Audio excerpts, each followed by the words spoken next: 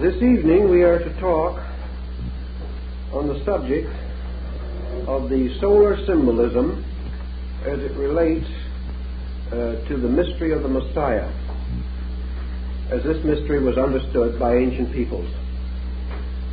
In order to get a little background for this theme, we want to go a little further in establishing our great system of astronomical symbolism.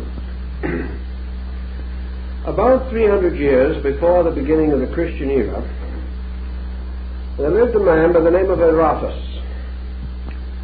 He came from the area of Soli, which is now Cilicia, and it was from this same region that St. Paul came.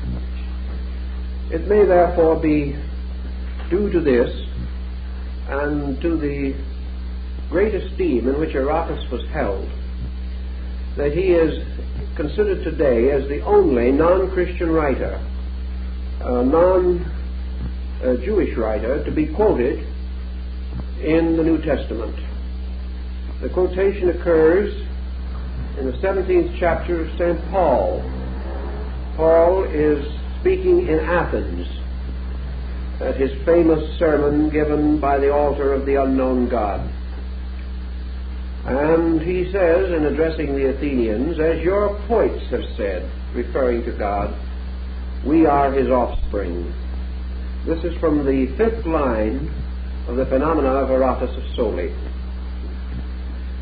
Aratus was no astronomer, and yet, weirdly or strangely enough, we regard him today as one of the most important figures in the history of astronomical research. He was a physician, a man of letters, an outstanding poet, and spent the second part of his life, second half, in the court of the king of Macedonia. The king was very much interested in the astronomical researches of a previous scholar who had left a number of verses and also considerable prose material under the general title, The Appearances. This title meant to imply the appearances of the heavens at different seasons and times. Aratus took the original notes and composed a magnificent poem of about 800 verses. In this poem, he epitomizes for us the astronomical knowledge of his time, a knowledge which was largely observational. But he gives us a number of things to think about, which have endeared him to the memory of the world. First of all, he indicates through his poem very clearly that at this time, his day, the great system of constellational symbols which we know now was already thoroughly established. He also tells us in the poem that these symbols had descended to his day from a remote and unknown antiquity. There is almost always an association between Aratus and the Greek scholar, statesman, and philosopher Thales. Thales went to Egypt about the 6th century BC, and perhaps from the Egyptians learned of the mysteries of the heavens. In any event, he is, by legend, accredited with the invention of a heavenly sphere. That is, a kind of globe, like our terrestrial globe. The outer surface of this sphere studded with stars and connected together to form the outlines of the constellations. So the ancients by the 6th century BC definitely had a spherical concept of the heavens, and they had made a kind of map or chart of all the constellations and the orbits of the planets and most of the other basic astronomical phenomena. The record left by Aratus of Soli, based upon these earlier writings and traditions, has made possible the uranographic charts and the system which we now use in representing the phenomena of the sky. So he was a very important man. And he gave us in his poem a great number of legends showing the close association in the Greek mind, the Near Eastern mind in general, between these star groupings and the great systems of myths, legends, and fables, which have always formed a part of Greek culture. Aratus points out that in all probability the star groups were named for the exploits and for the various deities and the various symbols with which they were associated. As for example, the wonderful exploit of the Argonautic expedition was preserved in the heavens in the form of the constellation Argo, the ship. Now we also realize that in Greek myths, when a human being achieved a very heroic estate and became more than human, he was in the end frequently picked up and carried into the sky to form a star or a constellation. Several mortals were so honored. This probably merely tells us that the physical or human exploits of the person became part of the astronomical lore of the people. Therefore, when we point out certain parallels in symbolism between astronomy and religion, as has been rather clearly set forth by numbers of writers in their astro-theological dissertations, we do not mean to imply that our religion merely began as star worship. Rather, we mean to convey the idea that by degrees we bestowed upon the heavens certain concepts which arose within the human being himself. The heavens were like a vast mirror, sparkling with lights, and man, looking into this magic mirror of the sky, saw rising before his mental eye strange visions, wonderful symbolic patterns. And the more he meditated upon these, the more he filled them in out of his own understanding, until the strange dark mystery of night became indeed a processional of wonderful figures, symbols, and devices. By degrees, man interpreted the lives of deities and of heroes in terms of the sidereal elements and factors. In his study of the heavens, man was immediately impressed by that powerful star which was for him the giver of life. That star is the sun. Men of old did not worship the sun. They represented it, however, as the most appropriate symbol of the eternal source of life and light, seeking for words which failed, for various devices which were inadequate, any means they could imagine by which they could honor the great giver of life.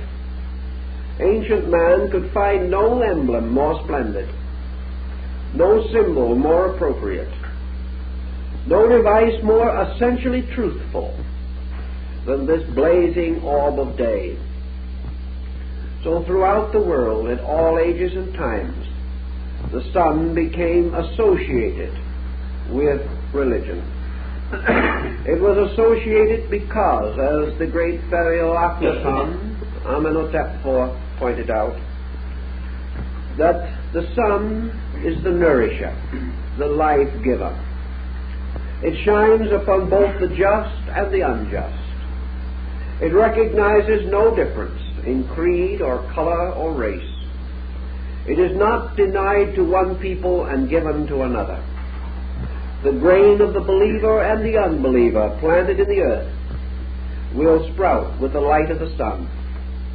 The sun, therefore, is a universal concept. It belongs to no time. It bears upon itself no strange limiting symbols belonging to one group of culture or another. It is the ever splendid orb of day. It is that which lifted man from the terror of night. In ancient times, men were afraid of darkness. They huddled in their caves and huts through the long, dark hours of night, fearful of strange animals and of disasters which came to those who wandered about in darkness. But with the rising of the sun, the world of realities was once more revealed.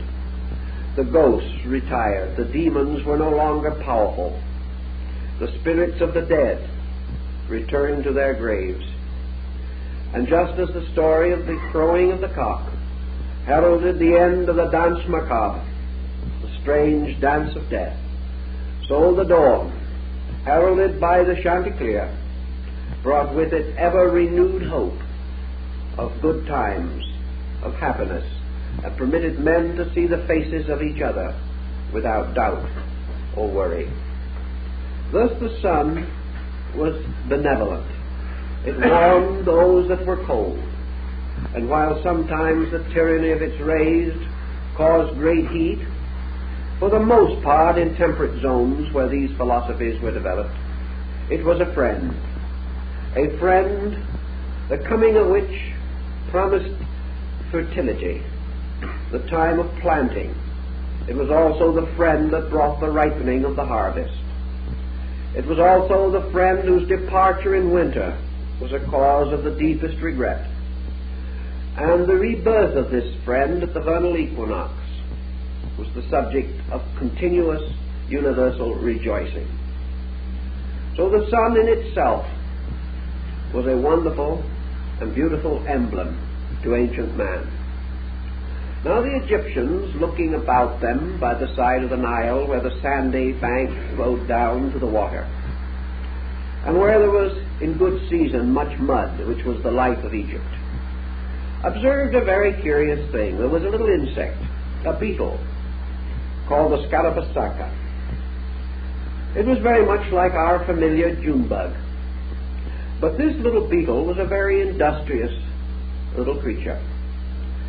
It would lay its eggs in a ball of mud, or perhaps of cattle dung. Then it would push this ball with its hind legs backward, usually up some slight incline. And when it had reached the top of the little incline, the beetle let go of the ball, which rolled to the bottom again. It then went down and rolled the ball up again. Now this might seem to be merely a fragment from Dante's Inferno, but actually this little beetle was gradually rounding the shape of the ball. It was taking this rough earth and gradually producing a pellet as perfect as a child's marble. When all was exactly the way the Scarabus wanted the ball, it was then able, by this same strange backward motion, to push it along, rolling it on the ground a considerable distance until it came to the place which the insect had decided was suitable for the incubation of the eggs within the ball. Plutarch says the Egyptians believed that this little beetle actually rolled the ball into the Nile, or, as by symbolism, returned the seeds to the water of life. This beetle, therefore, was a very interesting figure to the Egyptian mind, and they could not divorce the idea that this little ball rolled along the ground was very much like the sun being rolled across the sky, that the sun was a kind of a body which contained the seeds of life, and these seeds were rolled up the hill from dawn till noon and rolled down the hill from noon to night, a great arc of the sky. The Scarabus, therefore, became known as Khepera. And Khepera is a very interesting word in Egyptian because it has two distinct meanings. It is one of the titles of the sun god, and figures of the deity Ra as Khepera sometimes are shown with the scarab over the head.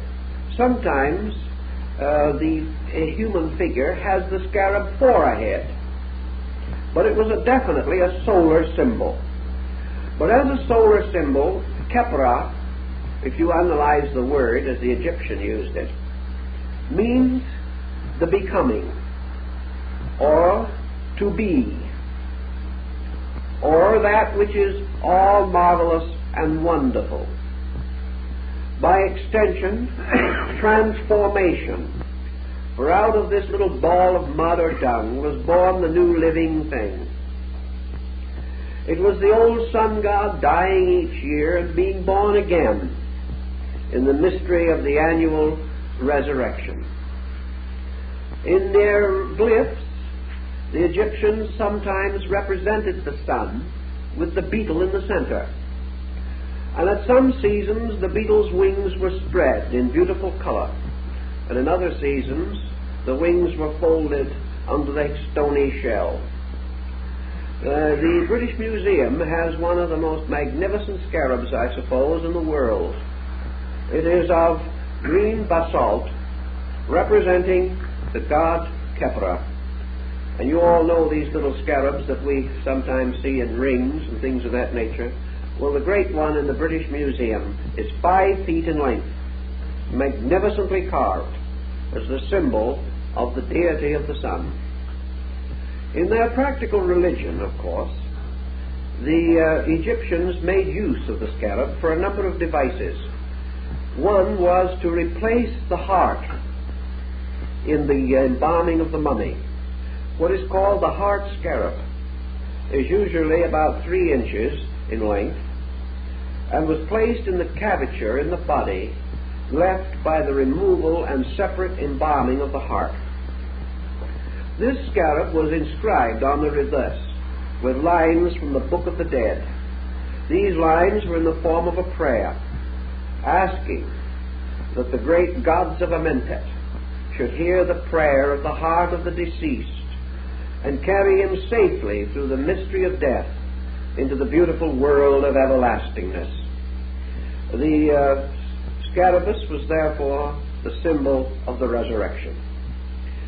It was a creature that seemed to belong to the earth, but it could spread its wings and fly off into the sky.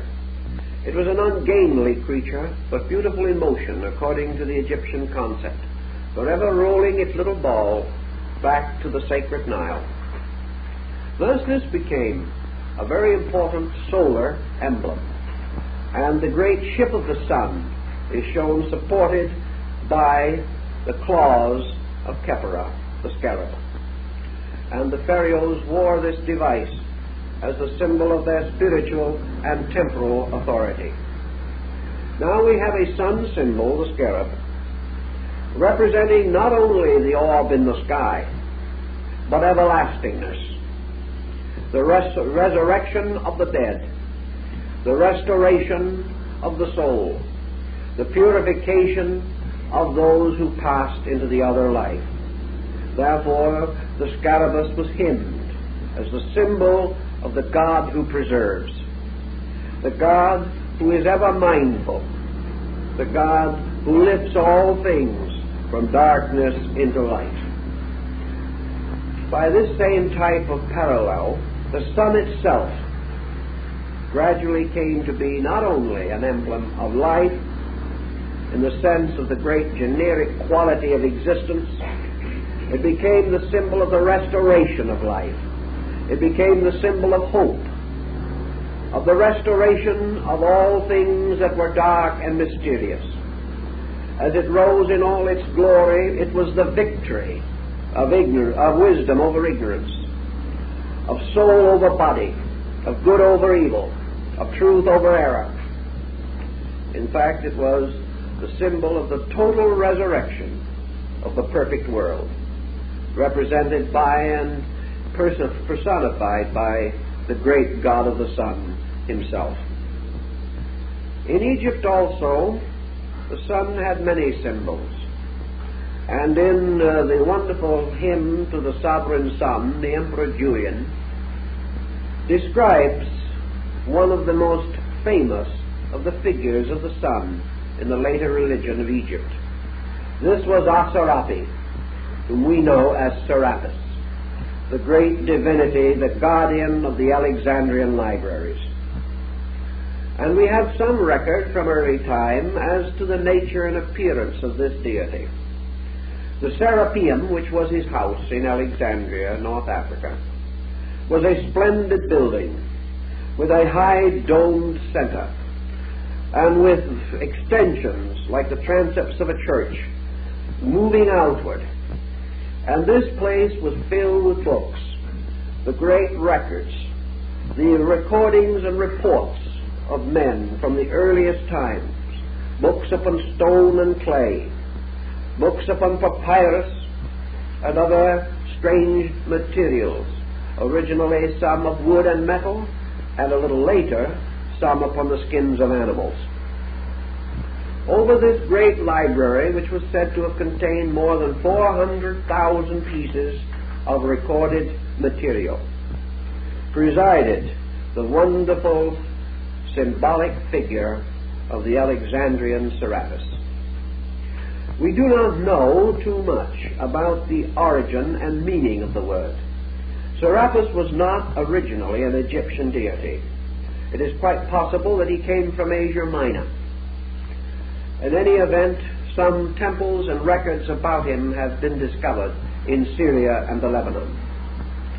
In any explanation, however, he came to Egypt and became one of the principal deities of the great Greek dynasty of pharaohs, the Ptolemies.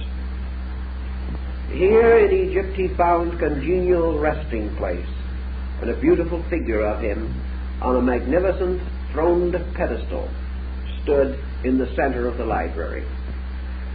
The head of Serapis was a strange and noble one. Long hair hung upon his shoulders, and a forked beard. Most remarkable were his eyes, which the ancients describe in detail. With all the majesty of this person, the eyes were those of a man of unutterable sadness, a strange, brooding face. And as one old writer said, that as you stood and looked at it, you could almost see tears springing up in its eyes. It was called the Weeping God. And yet it stood in all this learning with this strange and incredible sadness. The sadness as though it looked out with infinite solicitude upon a world of suffering. The robed figure of the deity was mysterious also, for some believed that it was an androgynous being. Certainly it was not intended to represent the muscular or heroic type, but the strange, sad, slender scholarship that went with the sadness of the face. Serapis bore upon his head a basket filled with living grain and all the symbols of growth. In one hand he held an instrument resembling a ruler or measuring stick, which was used to estimate the inundation of the Nile, so vital to the survival of the people. Beside him he supported with his other hand a strange staff consisting of the bodies of 3 serpents twisted together. And these 3 serpents each had a different head. One of the heads was that of a wolf, another was the head of a lion, and the third, presumably, was the head of a bird. The wolf was called the head of the past, the lion of the present, and the bird of the future. And thus time was twisted together into a strange staff, which was used to support the mysterious figure of the deity. Serapis ruled his world, and the meaning of his name, perhaps from Asur, a form of the word Osiris. Asurapi could be the bull of Osiris, the Hapi or Api being a form of Apis. There is, however, another derivation, namely that it came from a word seraph, meaning to shine, the glorious. And we find the word in the Old Testament, in the Bible, also in the New Testament, as a symbol of the order or hierarchy of the seraphim, meaning the shiners or the glistening ones. In any event, he was a shiner, because around the head of this sad, mysterious person was a magnificent aureole of sunburst rays. He was a solar deity. He was the sad, dying son of autumn, the sun who descends into the underworld and knows the experience of death. When the time came and the great library was stacked during the period of Theodosius, a mob broke into the Serapeum. For some time the mob remained at a distance, almost unable to approach the figure. They were frightened, they were awed by it. But mobs and panics have no respect for persons or for gods. And finally they attacked the statue, tore it down, demolished it, broke the pedestal upon which it stood, and finally burned the entire library. When the ashes were cold, and men began to search for the remnants and remains of their own vandalism, the church historian Socrates, not the Greek philosopher, the church historian, says that under the pedestal of Serapis, when they excavated after the destruction of the building, was found the monogram of Christ. Well, this is peculiar because that pedestal stood there and was placed there long before the beginning of the Christian era. But in any event, that Serapis was a solar divinity, we know. That this divinity was also regarded with some favor by the early Christians, we also know. For we are told by Clement of Alexandria, the ante-Nicene father, that when the bishops of the church went to Alexandria, they held their services first in the temple of Serapis and afterwards in the church of the Christian sect. This deity, therefore, is another strange and wonderful link with the great mystery of the solar God. We cannot attempt a long and detailed study of all the solar divinities, but in every instance we find in the faiths of men the emergence of what Carlyle calls the hero myth. Now, the hero myth comes in so many forms, from the most classical and abstract to the most common. Under the veiling of a story like Little Red Riding Hood is the old hero myth. For the wolf in Red Riding Hood is also the same wolf that was on the serpent staff of Serapis, an ancient symbol, a symbol of the devouring by darkness. For the wolf lurked in the night. It lurks in the night of the past, and many a man has been devoured by his own past. It is a ravishing wolf in the conscience and in the souls of men, just as we are also destroyed and broken by our history in many instances, for we can never escape the limitations imposed by authority and tradition, which are also powers of the wolf. In the same classical grouping, however, we go through Grimm's fairy tales, we go through the legends and stories collected and preserved by Hans Christian Andersen, and we go back to the great classic myths. Here we find the story of St. George of Cappadocia fighting the dragon. This is Apollo slaying Python, another form of the solar myth, where it is always the solar hero who must destroy the dragon of darkness, must save man from the sins and evils of existence.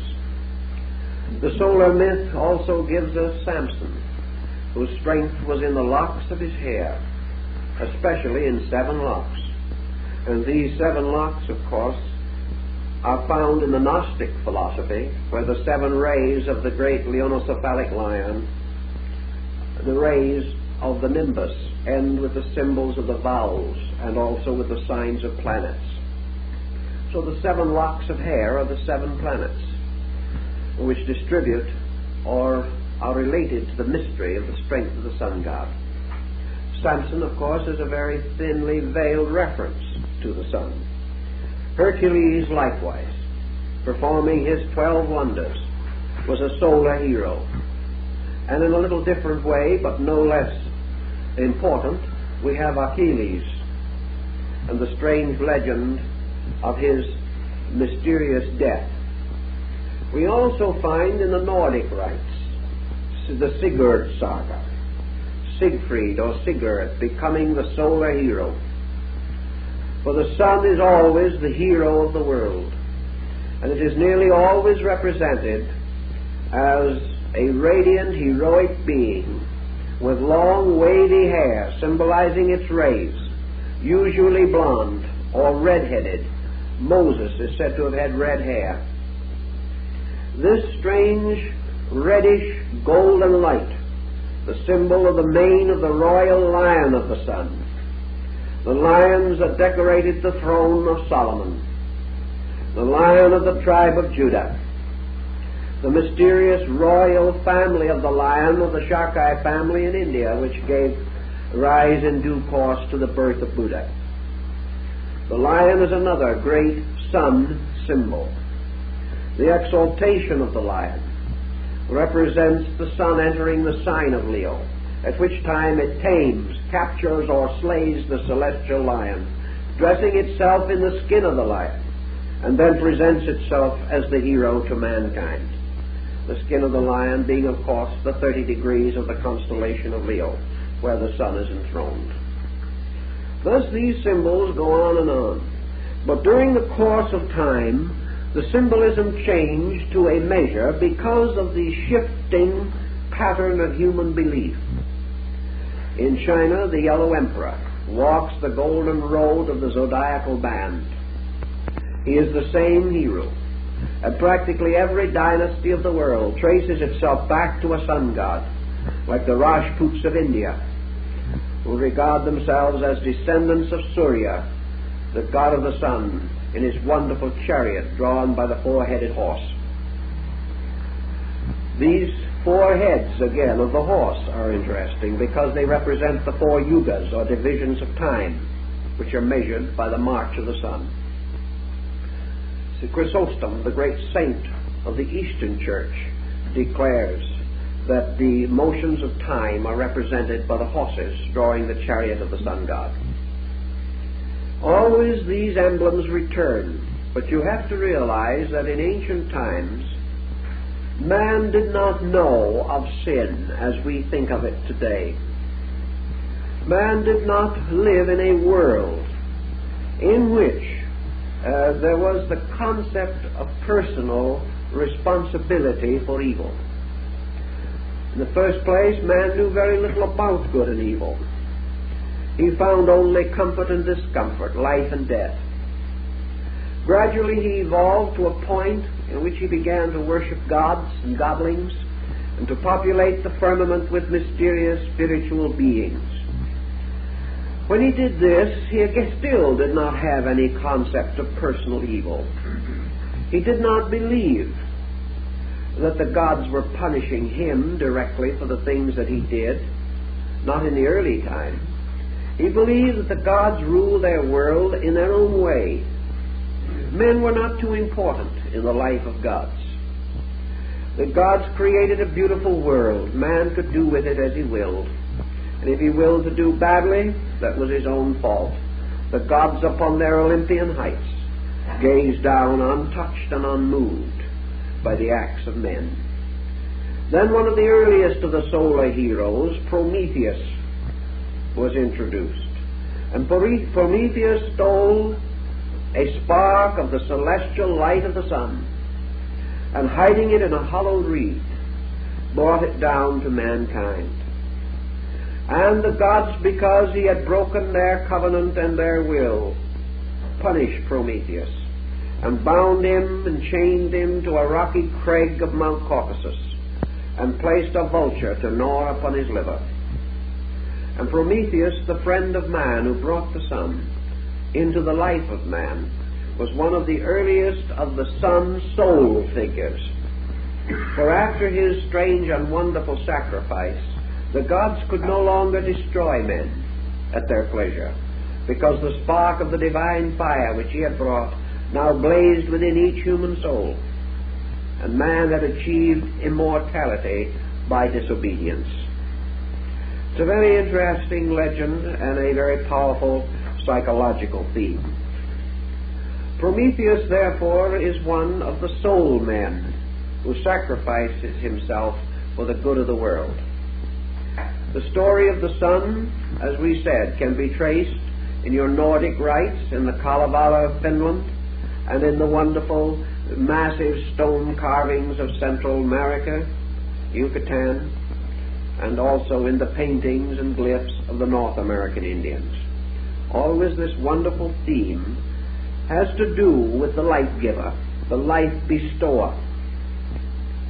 Osiris in the Egyptian ritual was sometimes represented as a mummified body lying upon the lion-like couch of death, and all over his body grain was sprouting. He was therefore a symbol of life coming forth from death. The mummification of the Egyptian dead was a comparatively late introduction. That is, it came only after the great cultural system of Egypt had reached considerable height. The very earliest remains of the Egyptians were not mummified, but were buried in the earth in the neat chest or embryo posture, in a circular hole or grave. This was to symbolize the fact that death was another birth. To live is to die is to be born. The Egyptians therefore represented death as a kind of birth into another world, and they represented this also in their solar mystery. They realized that the sun sank at night, but the sun did not die, although the earth became dark. They began to learn of how the tree in the wintertime loses its leaves but does not die. And the cultus arborum, or the worship of trees, developed around the fact that the tree, though seemingly dead, will live again. And one of the best known examples of that, of course, today is the symbol of the fir tree, which we use at Christmas to recognize the fact that this little tree survives the winter, remains green, and is the promise of the return of the sun power. So the sun, in its departing and in its returning, became of the most profound importance, because man recognized his total and entire dependence upon it. Now, man also had certain moral qualms in his own heart and mind, and he began to realize that the sun deity, or the sun principle, the life principle, was in a strange way an unselfish benefactor of all things. Akhenaten and other great Egyptians, including Amenhotep, realized that in a strange way man needed the sun, but that the sun did not need man. Some way the coming of this great orb of light was for the good of man, or for the good of nature, not really for the aggrandizement of itself. It was therefore a sort of unselfish benefactor. It, needing nothing of itself, gave all of itself. Having nothing that man could do to make the sun better, the sun still did everything for man. Man could never repay. He could never do anything except perhaps offer his prayer and offer his consecration to the works of the sun. The sun did not need him. And this brings us to a problem that is of some interest perhaps in modern thinking, because today we are very much concerned over the effort to find adequate definitions for deity or for the nature of first cause, and we argue back and forth as to whether or not God is a person, a principle, a being, an essence, a substance, or merely a continuance of eternal mechanistic principles in the universe. And nearly every title that men have given to the sun, other men have questioned and doubted. And wherever the solar deity has been venerated under one name, this name has come to be hated or loathed by persons of other beliefs. It's a very strange thing, but let us realize one point here that may be helpful. That in antiquity, in the days when the great appellations were given to the sun, nobody thought of them as definitions. No one was really trying to tell what the sun was, nor what the power was that was behind the sun. No one was standing in audacity to define deity. All of these terms, if you go back to their roots and meanings, are simply statements of praise. They are individuals bestowing upon the mystery the most wonderful words of honor and of veneration that they could conceive. It was no effort to define. It was simply that man bestowed every title that was good or beautiful or noble upon this supreme symbol of his own existence. Also, man, early in his experimenting in thought and philosophy, sensed that there was within his own nature a kind of life that was derived in some way from the life of the total universe. So he, as the Egyptian did, used the scarab, or the symbol of Khepra, the sun, as an emblem for his heart. If the sun had a place in the life of man, that place was in the heart, which was the source of man's life, and strangely more than his mind, the source of his light. For man's great light comes not from his thought, but from his love. And in realizing this, the individual who had experienced the mystery of the love of God was a light within himself, a strangely illumined being, and in his life this great symbol of radiance flowed from him. And so the heart became the sun emblem. And the heart has long been represented as the source of man's spiritual continuance. When the deceased princess Hanufa entered into the presence of the great gods of Amentet in the Egyptian ritual of the dead, she came forth into the great court, forming with her upraised arms the symbol of the Ka, by means of which she said, I am a soul. I am a being unembodied, entering into the state of unembodiment. And the symbol of her nature, her conscience, and her being was a small urn-like vessel with an ear on the side. And this vessel was the heart. And it was from the heart that the lady Hanufa spoke when she answered the questions of the great God and the jurors. And it was her heart that was weighed on the scale of the balance against the symbol of eternal truth. The Egyptians had already decided, beyond any question, that if the glorious light of space existed in man, or had a home or abode in man, it was in the adytum of his temple, in the inner part, which was his own heart. And Hermes, in his essay or discourse to his son Tatian, says that the divine power placed the heart in man like the pyramid in Egypt. And the pyramid also, a fire-light symbol, was a representation of the heart as the symbol of the solar mystery. Now, way back through all these centuries of descent, this overtone, this concept lingered. But as we say, men changed their thinking. And in the course of time, there arose a doctrine of sin. And sin in this case was separation. Sin created only one situation, namely that creatures who sinned were regarded as separating themselves from the good God. Thus, by fall or relapse or by departure, spiritually, morally, or physically, from the code, man created an interval between himself and the good. He was no longer able to see the God that walked with him in the garden in the cool of the evening. He lived in another kind of world, a world surrounded by his own kind of creature. But the mysterious upper world, the world of light, was closed to his eyes. He felt himself an exile, a strange kind of orphaned creature, wandering the earth in darkness. And to meet this mystery and to solve the secret of it, the ancients devised their tremendous culture of mystery rituals.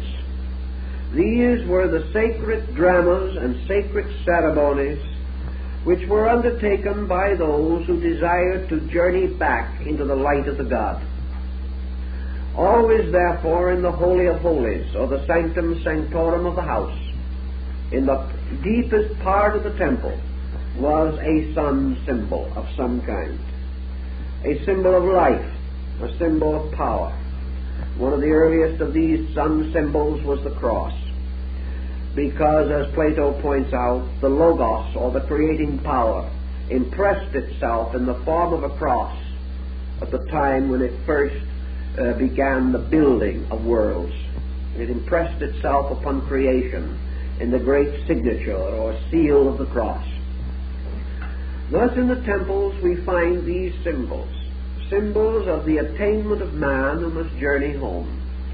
This journey home was through the darkness of ignorance, through testing and trial, and finally the ascent into the lighted sanctuary, where, surrounded by the priests and those who had already attained, the candidate was invested with the great solar emblems, the emblems of his own regeneration and restoration. It was then also that he was given the little white stone, upon the inner surface of which was inscribed his mystery name, for he was born again. He had come into the light of truth. The old systems of the mysteries extended probably from 2500 to 3000 BC, down almost to the beginning of the Christian era. And then we have what Voltaire refers to in his description of the Samothracian rites, the mystery of a brother who was slain by his brethren.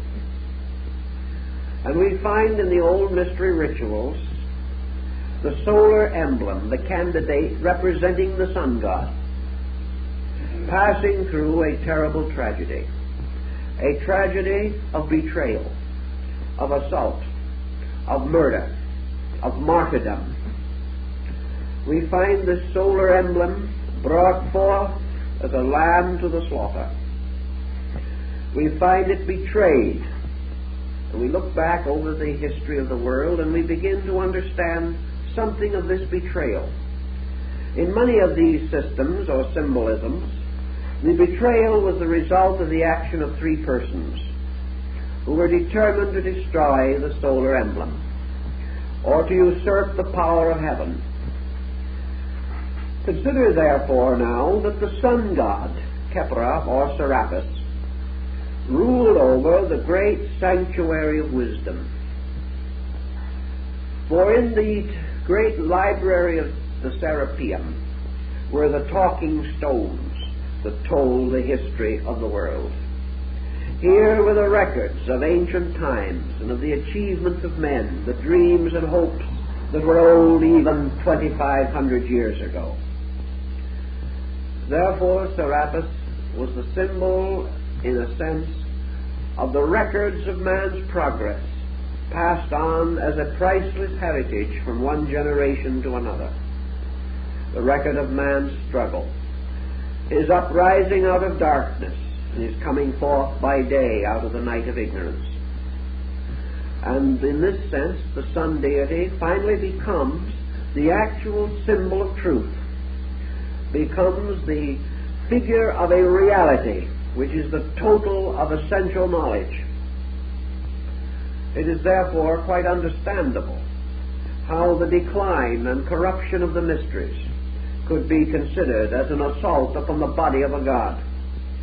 Just as Serapis was broken from his wonderful pedestal and smashed to 1,000 bits, so the ancient system of learning, which was the essential principle of united knowledge, was torn from its ancient sacred footing, cast down, destroyed, broken, scattered, by the embodiment of three powers of darkness, powers that we call ignorance, superstition, and fear.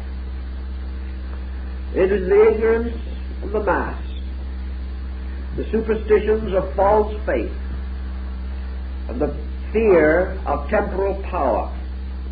These are the things that gradually corrupted and destroyed the great institutions of learning, martyred the teachers, crucified, poisoned, murdered, until the wonderful system of mystery initiation was no more, destroyed and corrupted, so that the temple was brought down like the house of the Philistines, and Samson, the sun god, died in the destruction of the house which he pulled down with his own hands.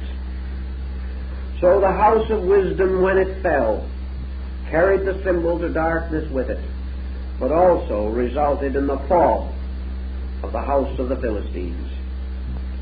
And the world that has mutilated, defamed the mysteries, is now itself weakened, darkened, living in fear and doubt, living in moral and ethical uncertainty, wandering in a darkness, knowing not what direction to turn, still proud of its worldly wisdom, but afraid of darkness and afraid of its own sleep.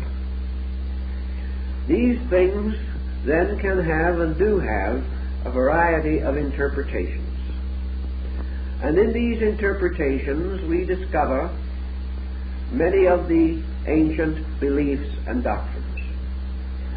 Now, if you will study, as we attempted to show you in the first lecture of this series, the ancient relation of the zodiac, the solar system, and the sublunary elemental spheres of the earth, you will see that in the ancient concept of things, the sun occupies the middle distance between heaven and earth. Robert Flood, the great Rosicrucian mystic, whose designs and figures so influenced Kepler, was of the opinion, therefore, that in the great monochord of the world, the single-stringed musical instrument binding heaven to earth, the sun was the central fret, or divided the string into two equal halves. This also was found in the Gnostic and Greek mysteries, and in the mysterious lute of Orpheus. If the sun, therefore, be suspended in the very center of the great system of intervals known in Pythagorean astronomical music, it would be like man as described in Goethe's Faust, as standing twixt heaven and earth, dominion wielding. Above the orbit of the sun, to the ancients, was the superior world. Below the orbit of the sun was the inferior world.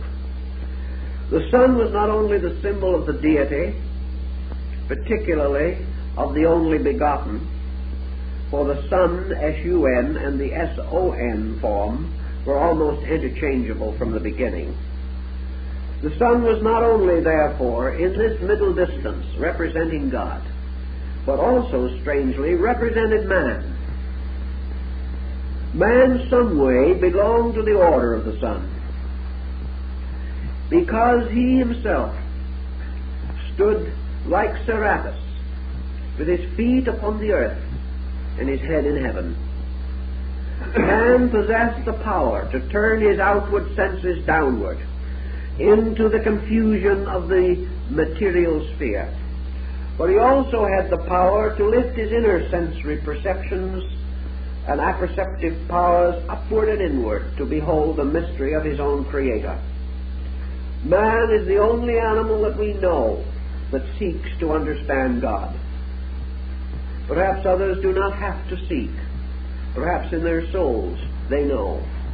But man has created an entire part of his life built upon the profound aspiration after truth, and even the corruptions of ages cannot prevent the gradual motion of man towards the emancipation of his life from ignorance. Thus man has the power to understand mysteries of the Spirit, even as he has power to understand the wonders of the body. Thus, between the two extremes, suspended in a world of rarefied internal atmosphere, man has something that psychology and the Greeks both call the ego, the focal point of selfness. And this ego is like a sun in the center of man. And it is this sun which is in some way stationed halfway between illusion and reality. This symbolism should be of considerable interest to psychologists, because they have taken in many instances the attitude that the ego, or the center of self-awareness, is the ultimate, that it is the highest part of man. The ancients said no. It is one bearing witness. It is one who stands in the midst, a psychopompus, an hierophant of mysteries, not a god, but a servant of the gods, not the master of destiny, but the attendant upon destiny. For above and beyond the ego, as Plato tells us, the world turns upon the great spindle of the law. If then man has a spiritual core within himself, recognizes his kinship with the solar mystery, he then realizes that the light that comes from within himself lights the lower world, and that man's